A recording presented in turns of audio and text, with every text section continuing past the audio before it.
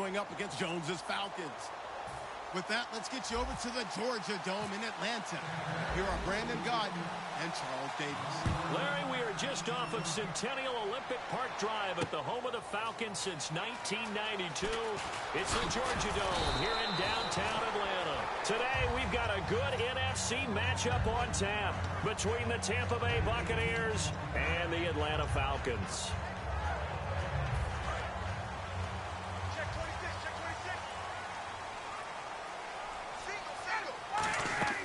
On first down, Ryan. On the screen, this is Coleman. And he'll get it up near the 35, right at the 34 here.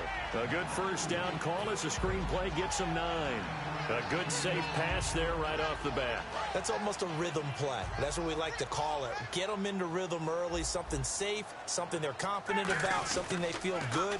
And once that's completed, then you just keep moving from there because the confidence elevates. And they'll lose a yard that time, and that's going to lead to a third down. An early test, 2 plays in. This is 3rd and 2.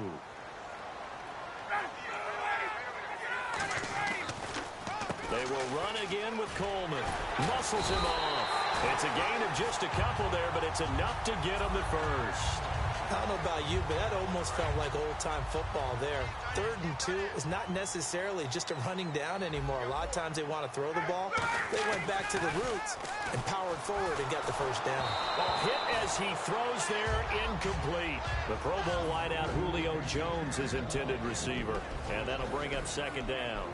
A glance at the starting unit. Julio Jones, a threat on the outside, of course. Combines great athleticism, incredible speed, and a whole lot of toughness to be one of the better receivers in the NFL. Just a couple there on the 2nd down run. Now they're staring at a 3rd and 8 situation. On the defensive side of the football for the Bucs, here's the lineup.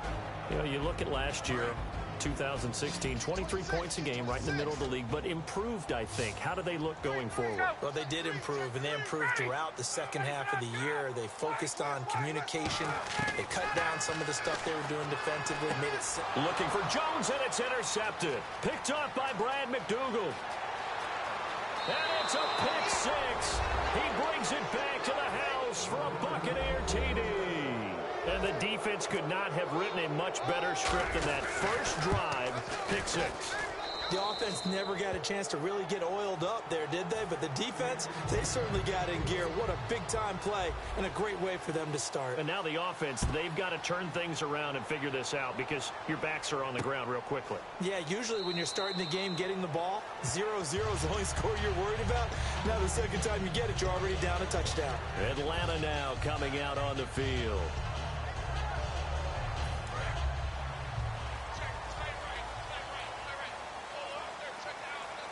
And the D-line pinching together must be expecting the run. They begin the drive with Coleman.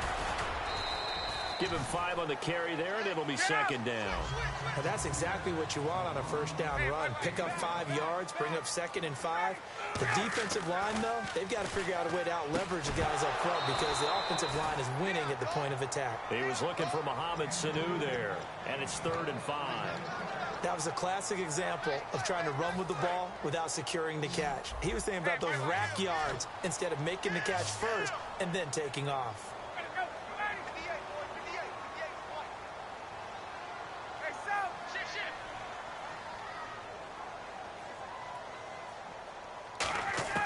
From the gun on 3rd down, Ryan. And this is going to be incomplete. He was hoping to get that one to Tevin Coleman in space. Now 4th down. And I think the end result, knocking the ball away, was a product of understanding where they were on the field, understanding how many yards they needed to pick up the first down, and tightening their coverage accordingly. Gave them no gaps, no spaces, no real air in which to catch the football, and end up making a really nice play. Here we go on 4th down with Ryan. Caught on the right side by Jones. Touchdown, Falcons. Julio Jones, 69 yards. Now the Falcons are an extra point away from tying the football game. Big 4th down conversion for the score, and the defense, that is a tough pill to swallow. Big time for them. How about them just deciding to go for it on 4th down? And Okay, forget the field goal, because that looked like an easy 3 points. Yeah, you might have had a defensive breakdown in there, but they pressed the issue and found a way to get it into the end zone. Give them big credit for that. This is fielded a couple yards deep.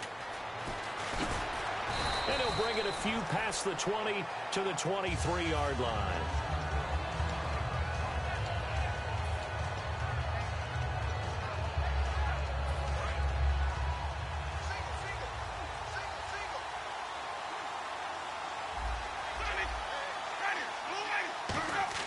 A first down throw for Winston. And they will not get the connection there. It's incomplete.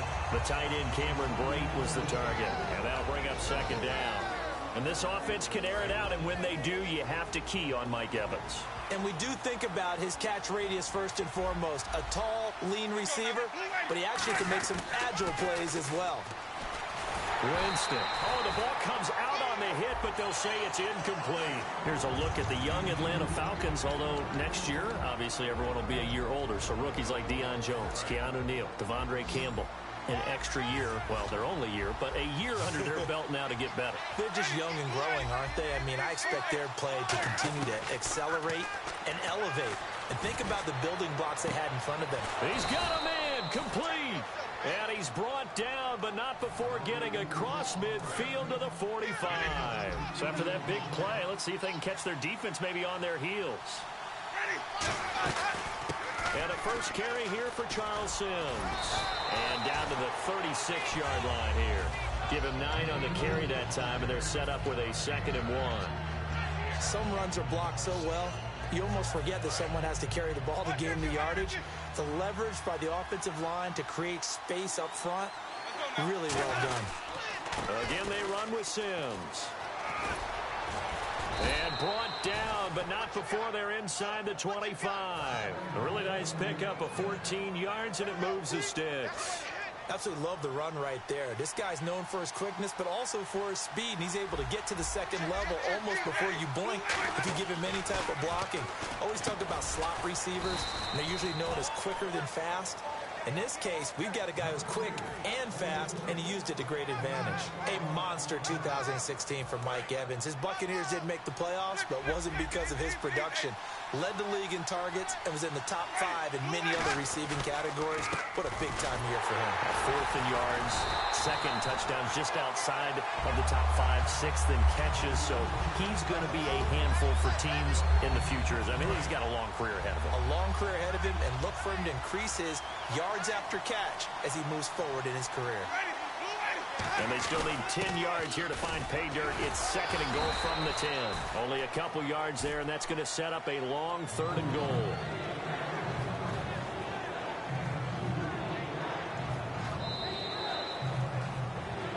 Back now with Charles Davis. I'm Brandon Gaudin. It's the This will be play number 8 on the drive. It's 3rd and goal. They'll run here with Sims. And the stop will come inside the 5 at the 4. Give him 4 yards there, but they're still well short of the goal line with 4th down now looming. They might think about going for it here, but it's still just the second quarter. Take the 3 points, tell the defense you believe in them, and let them get the ball back for you. A field goal would break the tie, but look at this. Instead, they're going to go for it on 4th and goal. 4th down, Winston. And he pulls it in for the Buccaneer touchdown. Charles Sims from 4 yards out. And the Bucs have taken the lead. 4th and goal, and they found a way to throw it in the end zone for a touchdown. And these defenses, they just like 3 downs, get off the field. But here they had to go 4, couldn't get it done. A lot of the time, you're looking up and saying, okay, if I hold them for 3, at worst, I give up a field goal attempt. When they go for it, sometimes it really affects the defense because maybe they're not mentally prepared to go that 4th down. Atlanta now coming out on the field. And they're going to need another score. Got one last time, but still down here. When you're playing catch-up, every possession becomes crucial, doesn't it? It's vital. Get back out on the field. Punch in the end zone again. They know it's not easy, but what they do have going for them, they did score the last time. They think they've got a good formula working. And what about the defense? Well, now you're just saying to yourself, okay, you gave up a score last time. What adjustments do we need to make to slow them down now and get the ball back for our own offense? Is it more pressure? Is it more zone? What do they have to do? They're trying to figure that out themselves. We'll see if they can figure that out right here. Down the numbers. There he goes. Touchdown, Falcons. Tevin Coleman, 75 yards. And the Falcons are an extra point away from tying the football game. And those are the highlight reel runs you dream of right there. When he gets a seam and just gets through it, how about the explosiveness, the burst to get there to begin with, and then once he's in full gallop, good luck trying to track him down. And those plays so demoralizing for the defense. Absolutely, because you've done so much work trying to keep people in front of you. When they're past you and behind you, that's a tough one to swallow. And a pretty good return here. He'll be stopped just shy of the 25 at the 24-yard line. So the ball switches back over to Tampa Bay, and as they get set in place on offense, Charles, talk about the running game and the O-line, where they stack up going into next year, because Doug Martin was only active for 8 games this last season. Rushing total dropped down to 400 yards, basically. Yeah, they were fortunate they picked up Jaquiz Rodgers during the year, and he gave them some nice games throughout, but I start with the offensive line. They've got some good building blocks. Left tackle Donovan Smith, guard Ali Marpet. Great places to begin. I think they'll continue to try and fortify that offensive line because that will help whoever becomes their primary ball carrier. Looking for Evans, and it's intercepted. A great read, and it's picked off. And they will take over possession of the football at their 42-yard line. And the Falcons now making their way back out onto the field. And they were able to punch it in the end zone last time. They'll be looking to do that again here for the defense. Obviously, they'll be looking to stop them from punching it back in the end zone. It always is punch-counter-punch, isn't it? And which team has the advantage? Well, let's just go back. Last time on offense, they rolled downfield, got into a good rhythm. You can see a little more bounce in and out of the huddle. You can see the sideline really get into the game. So defensively, you're thinking to yourself, how do we take that away from them? How do we get the advantage back? Let's see what they come up with. I think pressure is always the first way to go. You love pressure. I love it. We'll see if they dial it up this drive. And after the play on the ground, that brings up second down here. They stay on the ground. Again, it's Coleman. And he's swallowed up right near the line of scrimmage. They'll lose a yard, and it brings up third. Gerald McCoy is so slippery and elusive in the interior of the defense. I don't care who has the assignment to block him. It usually ends up having to take at least 2. Ryan hit, and he lost the football. On plays like this where the ball comes free, it's often unusual for the team that lost it to get it back. Because this is the quarterback. The ball gets away from him.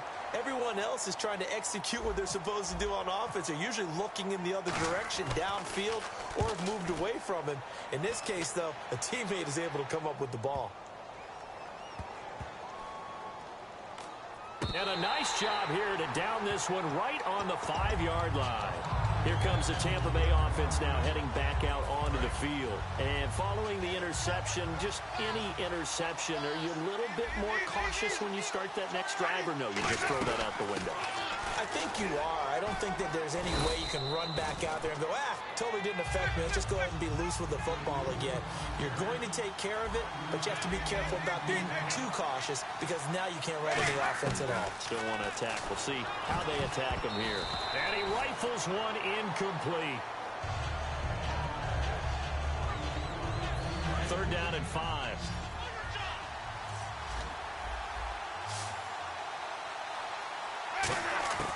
Winston from the gun on third down. He finds Humphreys. And he gets this one up just shy of the 35 to the 34. So 2 minutes to go in a wild first half. We're back to Atlanta right after this timeout. They'll put 2 receivers left, 2 to the right. To throw, Winston. Now they go screen. It's complete. And he'll lose yardage here, going down back at the 28. He lost 6 there on the first down play. You know what the key to a good screen pass is, don't you? Bet you're going to tell me. Good blocking? Well, good blocking eventually.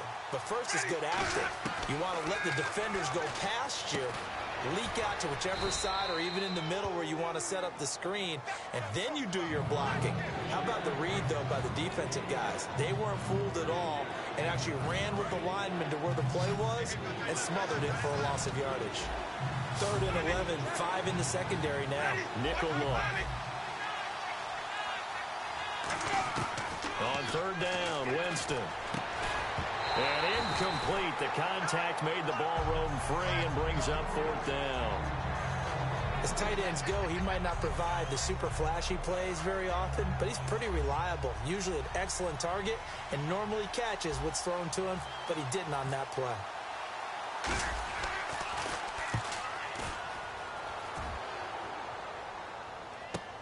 This is taken at about the 14. Well, he wasn't too far from breaking that. Officially, give him 15. And the offense will take over with a new set of downs. So out come the Falcons now. And a tight game after punting last time. See if they can get something going on this drive. As they head to the field now, with the game this close, you got to feel there's a sense of urgency for them going on offense right now. But they have to do it without letting panic creep in and affect their play. And now it looks like they're going to be in the hurry-up. On 2nd down, here's Ryan. And Tammy with it over the middle. And able to get this one across the 45 before he's brought down. When you execute a drag or a crossing route really well and give them a chance to let it develop a little bit, you can gain some significant yardage hitting your tight end on that one. Going up top, and that's caught inside the 30. Touchdown, Falcons. Julio Jones. 2 catches, 2 touchdowns here so far. And the Falcons have broken our tie. And that touchdown gives them a touchdown lead before they attempt the extra point. What a great way to end the half. Yeah, great job to put themselves in front. And now, see on the sideline, special teams defense scrambling, saying we want to preserve this for the final moments of this 2nd quarter. This is fielded a couple yards deep. And the decision to come out is going to cost him 5 yards with a new rule as he's taken down right at the 20-yard line. Now the Buccaneer offense set to take over again. And the ball backed way up, so thinking with this amount of time on the clock, probably just sit on it, and we'll see these two teams go to the lockers. Yeah, I don't think you... Now hold everything here. We're going to get a timeout by the offense. It's just their first, so they'll have 2 remaining here before we get to halftime. They come out here in the eye. Jameis to throw it. And this one caught by Cameron Brate.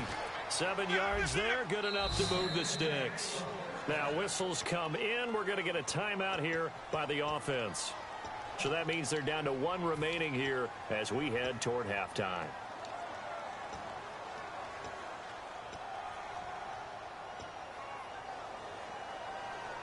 So the offense has it 1st and 10.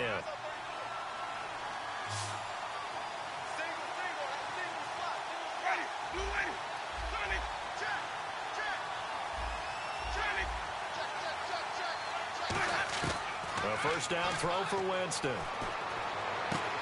They'll tussle for it, and this is going to be caught. Now hold everything here. We're going to get a timeout by the offense. And with halftime on the horizon, they'll be out of timeouts from here forward.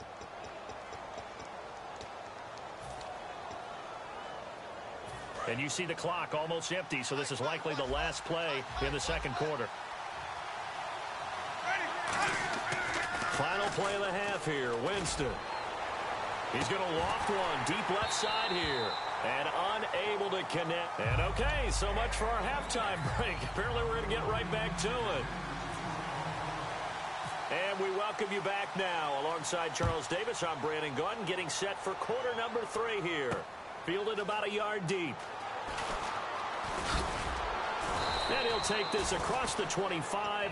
Couple extra yards up to the 27-yard line. Out come the Buccaneers. They'll have it first to start in the 3rd quarter.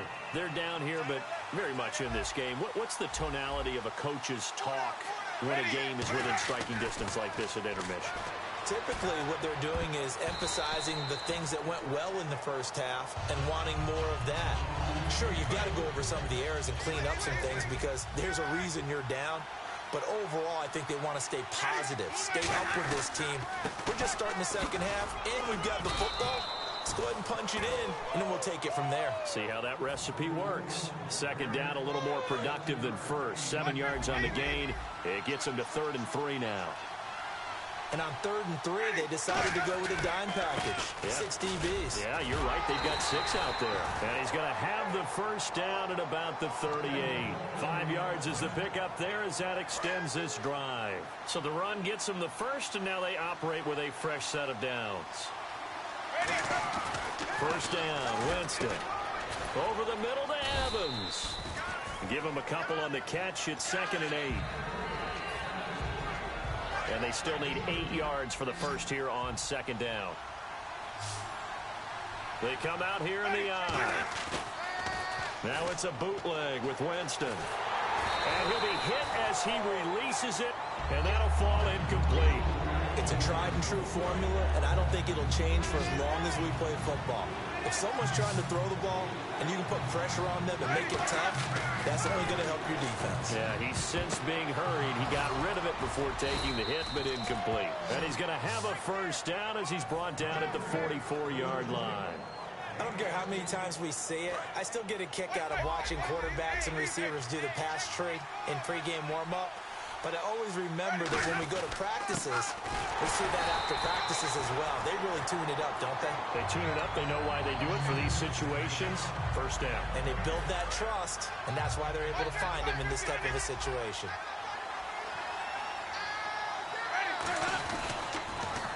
They'll run it again with Sims. And some good tackling there as he stopped up at about the 41. It's a gain of about 3, but it's going to leave him with 3rd and still 7 yards to go. Tough day, tough sledding right there, and it's been that way the entire game. Not a whole lot of room to ramble for him. Yeah, you're right. It's been that way all afternoon. Didn't get a whole lot better there. The end result was brute force on brute force. But think about everything that's going on if you're playing defensive tackle. You're dealing with at least one blocker across from you, trying to deal with him, shed him, and maybe even a second one before you have to try and make the tackle on the big guy. A little bit of a lower trajectory there on the deep kick, and it worked. Had to do it because he had to drive it out low because of the length of the kick.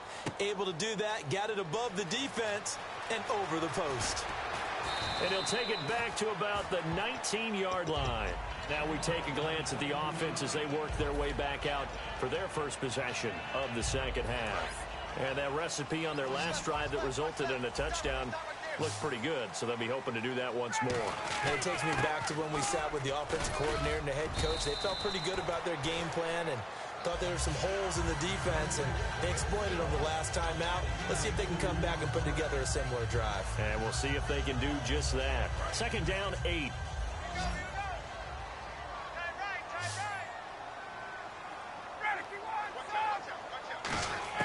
Now Ryan on second down. And incomplete there. A nice hit. Jars the ball free and brings up 3rd down. We know it's not an easy job to go out and catch passes when people are trying to tackle you and knock the ball away. But the bottom line is that's a pass he's got to have and a pass he should have caught. So incomplete on second down. Now they'll look to convert here on 3rd. On 3rd down, Ryan looking for Jones, and it's intercepted. A great read, and it's picked off. And his guys are going to get the football at the 23-yard line. And Tampa Bay trots out there now. And fortunate to get points on the board last time. They had to hit a really long field goal to do so. The kickers in today's game are so good and so skilled and hit from distances that we almost start to take them for granted. And we can't do that. That's a long field goal that they got 3 points out of. They've got to feel good about that, and they better make sure they love him up because he's helped them out. Yeah, now we'll see if that offense can put 6 on the board here. We'll see. Now they run with Sims. Looking for a seam, but finding none. He'll get back to the line of scrimmage, and that's it. It's a loss of a yard there, and now second down. Brandon, that play ended so fast, it's almost as if the quarterback handed it to the runner, and the tackler was there right away for a loss of yardage. Now Jameis on second down. That's complete right around the 8. 6 yards is the pickup, and that'll lead to a 3rd down. In today's football, where receivers break tackles, make people miss, get upfield for the extra yardage, When you see a play like that where it's caught. And he's into the end zone. Touchdown, Buccaneers. Cameron Brate, a 7-yard touchdown grab. And the Bucs are going to retake the lead. So on 3rd and medium, they dial up the pass, and it works to hit the end zone. And it's really not a surprise to me. That's a throwing down in the NFL because of how tough it is to run the football. But what offenses like to do is still show run formations to make them respect it and throw out of those. In this case, they took a nice shot at the end zone and made it pay off.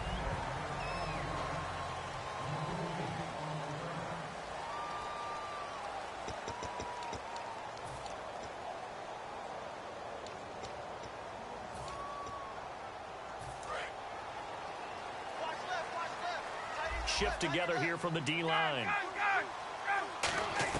Trying to shake off the interception. He'll look to throw. And that's off the mark, incomplete. When you see passes knocked down by those guys I call the frustrated fullbacks, the linebackers, you know that in their zone coverage, they were able to drop, see the ball thrown, and react to it very quickly.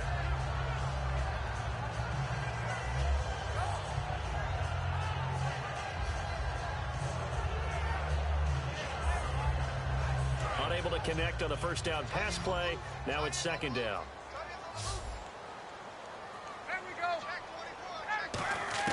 Second and 10 now. Ryan. The left side completion to Jones. 20, 10, 5, touchdown, Falcons. Julio Jones, 81 yards. And the Falcons have taken the lead here in the 4th.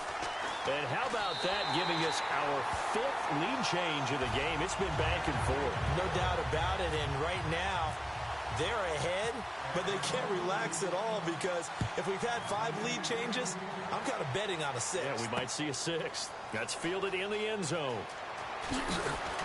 And the decision to bring it out is going to cost him about 7 yards all told as he's taken down back shy of the 20. And the Buccaneers getting ready to go as they take the field. And they're hoping to capture some of that magic they had last time out when they were able to put together a scoring drive. But they're still down here, Charles. Not the major concern, though, because of what you talked about. They scored the last time out. They feel good about themselves. They feel like their game plan is now in effect. They know how to attack and what plays they want to put together. But they've got to keep it moving in the right direction because, as you did note, they are down on the scoreboard. They come out here in the eye. Sims. And he'll get this up to about the 38-yard line. Just a yard on the pickup there, and it'll bring up a 2nd and 9. Well, I think we know by now that every run is not going to be broken and get all the way to the end zone. But these short ones still have their value. You can still set up your play action and throw the football. You control the clock because you have the ball and they don't. And often the physicality sets the tempo for the game. And Brate has it over the middle. Give them 11 yards that time and a new set of downs. Then the offense lining up 1st and 10. And he's the epitome of what we call the move tight end. A guy that you can line up anywhere. In the slot, out wide, in tight. Doesn't really matter because he has such great skills. You want to utilize him in all aspects of your passing offense. And there he was in the slot for the catch.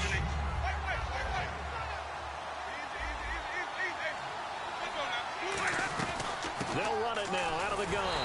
And the big boys up front, they're going to stop him right at the line. No gain on that one as it brings up a 3rd and 10. They were stopped on that play. He's had plenty of carries all afternoon. Every now and then the defense is going to win one, but I don't think they'll shy away from handing it to him the rest of the game. On 3rd down, Winston. And he couldn't hang on to it through the contact. Incomplete. After watching him drop that slant, I can hear my old coach's voice ringing in my ears right now. You can't run with the ball until you catch it. Trying to get those rack yards before he secured it. Desperation time. Winston on 4th down. This is caught by Jackson. And he's going to have the 1st down at about the 38. I remember in pregame when we were talking to him on the field, and he took his gloves off and showed us his fingers.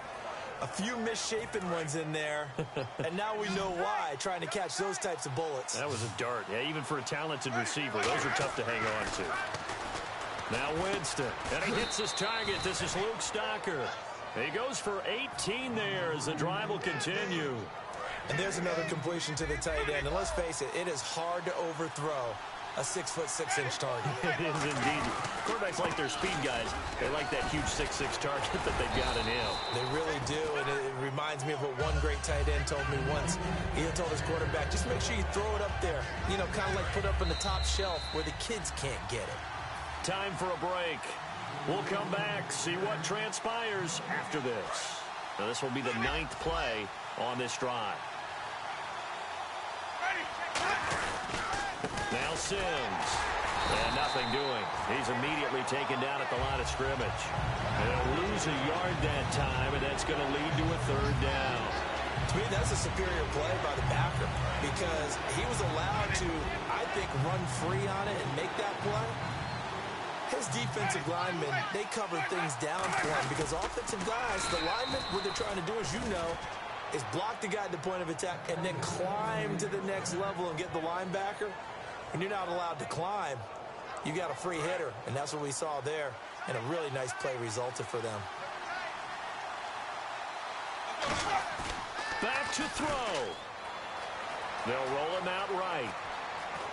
And he can't get a throw away. He's taken down. Derek Shelby in there to take him down, and the clock will roll. They've been moving the ball well offensively, really getting into a groove. Last play, pass completion. Now, finally, the defense gets there. And you have to find a way to disrupt their rhythm. Do you do it with coverage, or do you do it with pressure? They elected to go with pressure, and it was the right call. And too much on that one. It's out of the back of the end zone, incomplete.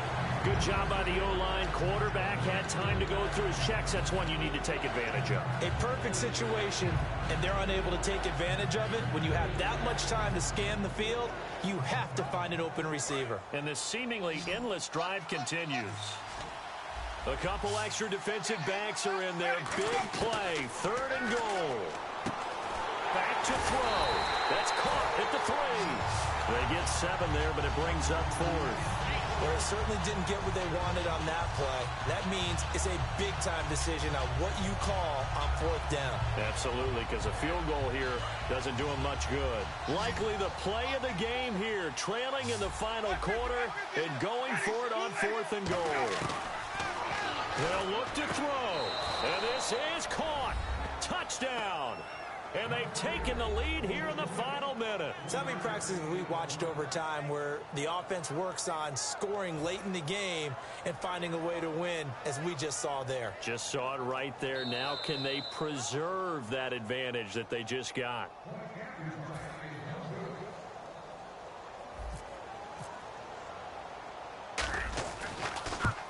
They had to go to the monitor, get an extra look. That's what the technology is for, and this touchdown will count. After the touchdown, Aguayo now ready for the kickoff. That'll be taken in the end zone. And with time a factor here late, he'll just take a knee and they'll put it out to the 25. And here now come the Falcons. They only need a field goal. Obviously, the clock a huge factor. They'll be watching that. What do they need to do here, Charles? Your sequence of plays has to get you out of bounds. Completions, get out of bounds, gain some yardage. Then when the clock hits 7 seconds or left, now you get a decision. Are you in field goal range, or is it Hail Mary time? Because from 7 seconds down, you don't want to take a shot that you're going to have another play. We'll see how they handle it. Looking to speed things up here, going with some tempo. He'll look to throw. And, a crusher there as it's intercepted. Picked up by Quan Alexander. And to the 40-yard line, that's where the return stops. So out come the Bucs now. They've kind of got a situation here. Still 3 timeouts defensively, so maybe you try to run a play. And if you do it as safe as possible. And I think maybe even quarterback sneak. Take care of the football and make sure that clock starts to run before they call the timeout. We'll see what they do. 2 yards on the carry there. It'll be 2nd down. That's a good play by the guys on the defensive side of the ball. Held them to a gain of 2. And that changes the playbook a little bit now for the guy calling plays. 2nd and 8. Now he's got to probably think about going to the air instead of maybe staying with the ground game. A lot of scoring. There's no doubt about that in this one.